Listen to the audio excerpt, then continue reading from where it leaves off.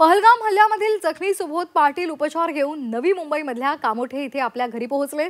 हल्ल्यादरम्यान त्यांच्यासोबत घडलेली त्यांनी संपूर्ण परिस्थिती सांगितलेली आहे। अधेरिकी जवळ येऊन हिंदू कौन है वो खडे हो जाओ असं म्हणू लागले आणि जे कुणी आवाज करत होते त्यांना थेट गोळ्या झाडत असल्याचं त्यांनी सांगितलं।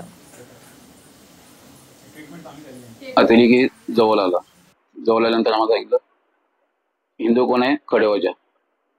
आम्ही सगळे घाबरलेले होते सगळे ते, आणि जो कोण बोलत होता त्याला ते शूट करत होता तो। आणि प्रत्यक्ष बघितलं आम्ही सगळे घाबरलेले होते। मग त्याने आपलं ते कोण हिंदू कोण आहे खडे हो जा, कोण हे करत नव्हते। मग त्याने लगेच ते शूट करायला सुरुवात केली जवळूनच। एक समर्थ कृपा म्हणून गोळ्या माझ्या इथनं मानेला लागून गेले। ते मला माहित नव्हतं। शुद्ध मी बेशुद्ध पडले त्यावेळी। बेशुद्ध काही तासानंतर मला तर शुद्ध आले।